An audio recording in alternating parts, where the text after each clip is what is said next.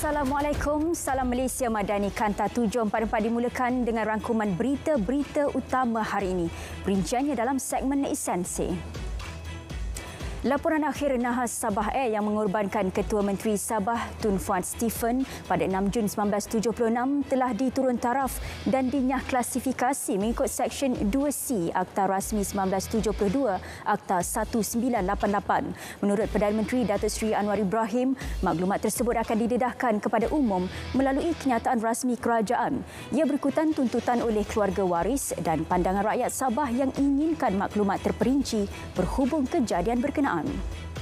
Bagi memastikan projek pelaburan dari China dilaksana dengan berkesan, Perdana Menteri meminta kerajaan negeri dan pihak berkuasa tempatan PBT memudah dan mempercepat prosesnya. Dua syarikat terbesar China iaitu Geely dan Rongshan akan melaut Malaysia dalam masa terdekat. Lautan rasmi Perdana Menteri ke China baru-baru ini, Malaysia meraih komitmen pelaburan tertinggi dalam sejarah berjumlah 170 bilion ringgit daripada pelabur China. Ia hasil pemeteraian 19 memorandum persefahaman MOU antara syarikat Malaysia dengan China. Bayaran sumbangan tunai Rahmah STR Fasa 2 akan dikreditkan ke akaun bank BSN penerima secara berperingkat bermula hari ini. Pelanggan dinasihatkan untuk membuat semakan akaun melalui perbankan internet MyBSN atau mesin ATM BSN. Bayaran secara tunai juga akan turut dilakukan di seluruh cawangan BSN mulai hari ini. Pelanggan perlu membawa kad pengenalan untuk tujuan pengesahan. Semakan boleh dirujuk di portal rasmi. Berhati-hati dengan pihak ketiga tawar perkhidmatan permohonan fasiliti sokongan akaun 2 FSA 2. Itu nasihat KWSP terhadap ahlinya dan mengingatkan ia hanya boleh dibuat menerusi bank yang mengambil bahagian iaitu MBSP Bank dan BSN. KWSP juga tidak pernah melantik mana-mana ejen untuk menguruskan FSA 2. PTPTN Umum Dividen SSPN bagi 2022 sebanyak 3.05%. Pemberian dividen melibatkan peruntukan RM266.17 juta dan memanfaatkan 5.73 juta pendeposit. Agen itu naik sedikit berbanding 3% pada 2021. Dividen dimasukkan terus ke akaun pendeposit dan boleh disemak secara dalam talian mulai esok. Ketika ini Yang di-Pertuan Agong Al-Sultan Abdullah Riayatuddin Al-Mustafa Billah Shah dan Raja Pemaisuri Agong Tunku Aziza Aminah Maimunah Iskandariah berkenan berangkat ke majlis berbuka puasa di Masjid Al-Razak, Bachang, Melaka. Langsung bersama Nur Amalina Abdul Halim di sana.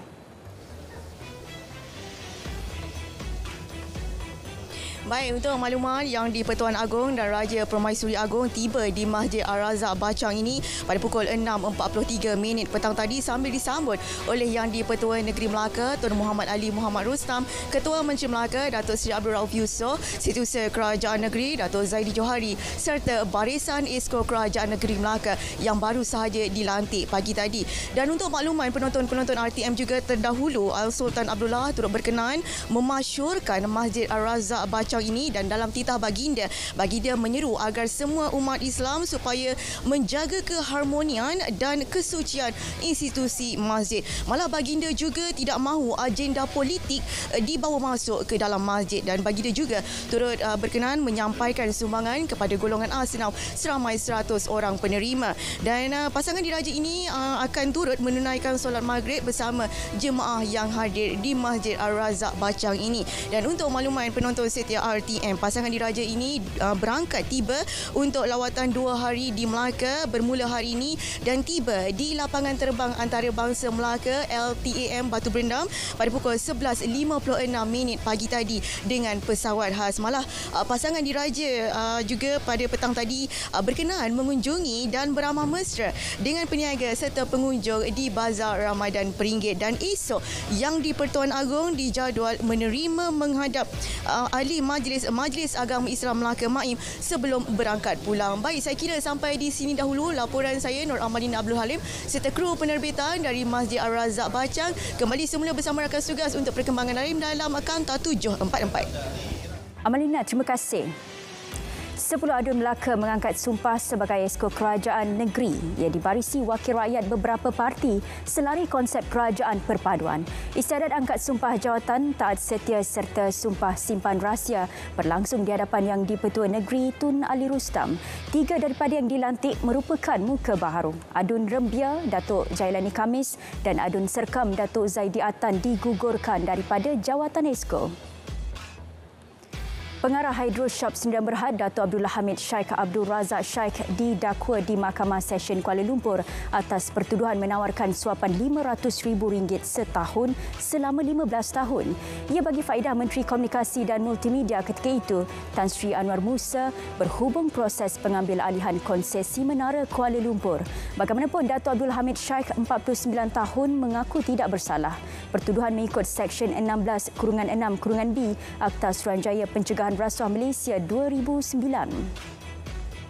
Muhammad Faizal Hamzah, anak bekas Menteri Dalam Negeri Datuk Seri Hamzah Zainuddin, didakwa atas 9 tuduhan kemuka invoice jual minyak masak palsu serta memiliki minyak masak bersubsidi melebihi had. Faizal dan rakan perniagaannya Azizul Abdul Halim bagaimanapun mengaku tidak bersalah. Mahkamah Seremban benarkan tertuduh diikat jamin sebutan semula kes pada 7 Jun. Seorang bapa yang didakwa melarikan 3 anaknya dan mendaftarkan mereka sebagai mualaf tanpa kebenaran bekas isterinya didenda RM20,000 oleh Mahkamah Tinggi kerana menghina mahkamah. Hukuman terhadap Muhammad Nagashwaran Muniandi, bekas suami Loh Siu Hong, dan diperintah membayar denda dalam tempoh 14 hari. Jika tidak, dia akan dipenjarakan selama 14 hari mulai hari ini. Hakim membuat keputusan selepas membenarkan permohonan Loh untuk memulakan prosiding komitel terhadap Muhammad Nagashwaran. Seorang isteri maut dipercayai dipukul suaminya menggunakan tukul besi di Dungun pagi tadi.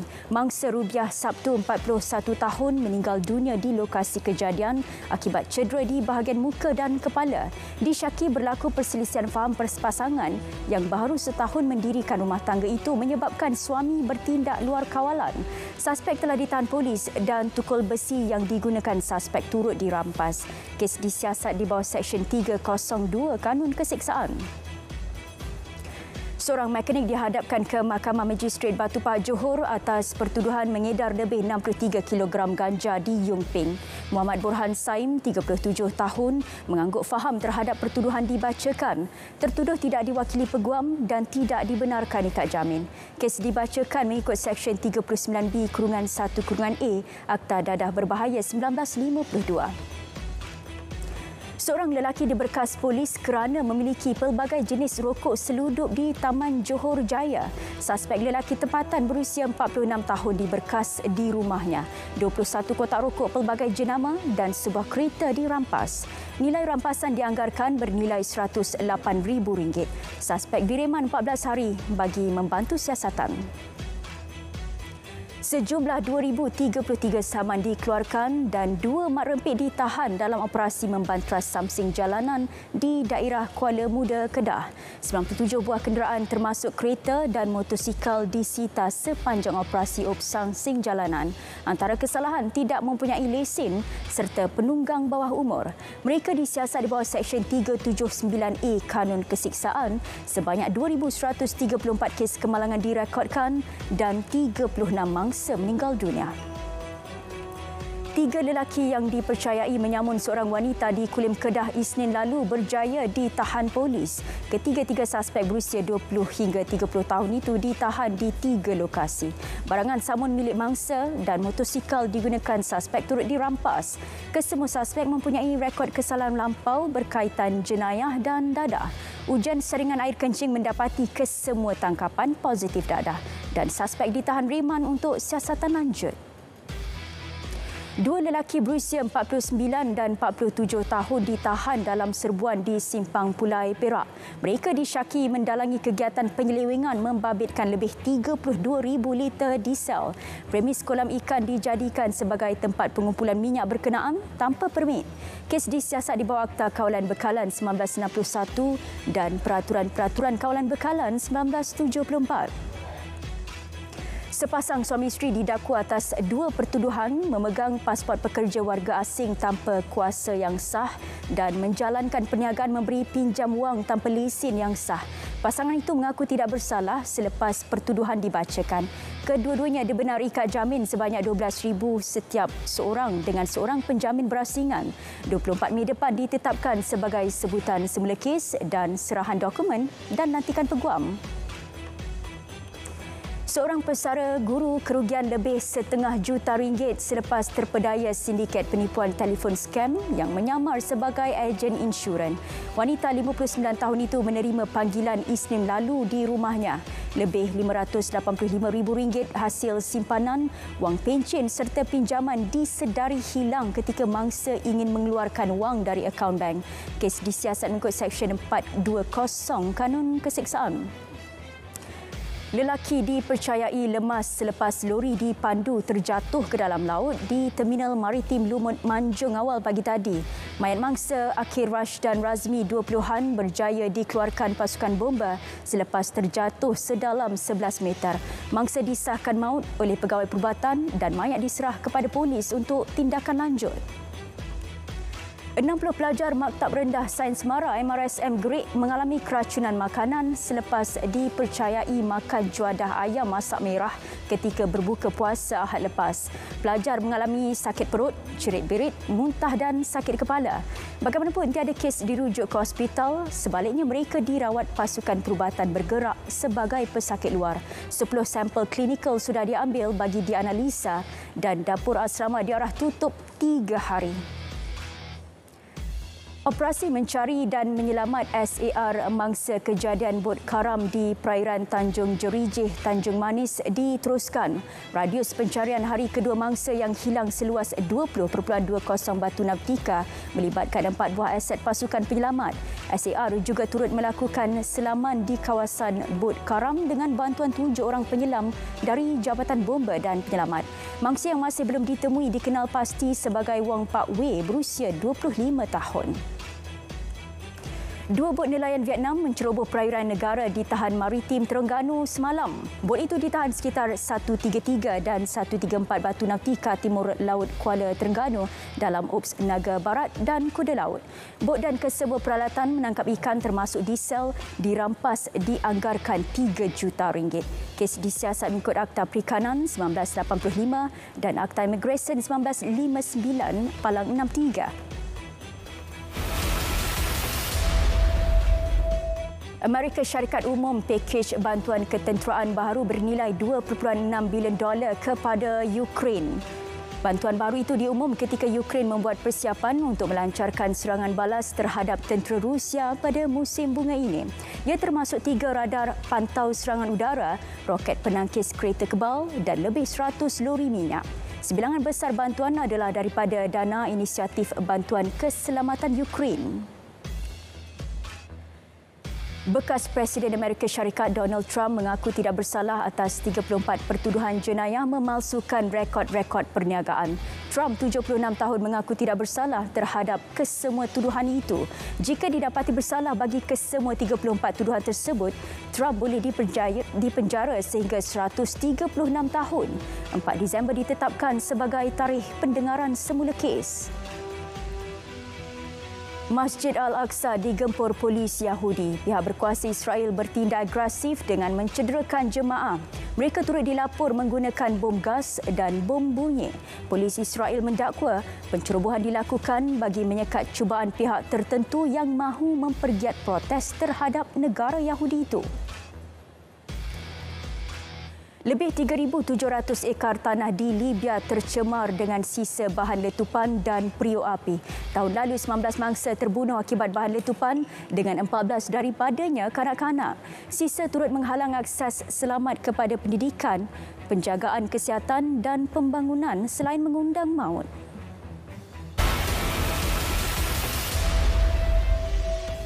Pemain industri tempatan digalak membantu mempromosi dan meningkatkan hubungan dua hala antara Malaysia dan Hong Kong. Terdapat pelbagai peluang untuk meningkatkan pelaburan dan perdagangan antara kedua-dua negara. Hong Kong berpotensi menjadi pintu masuk bagi sektor perniagaan ke pasaran China.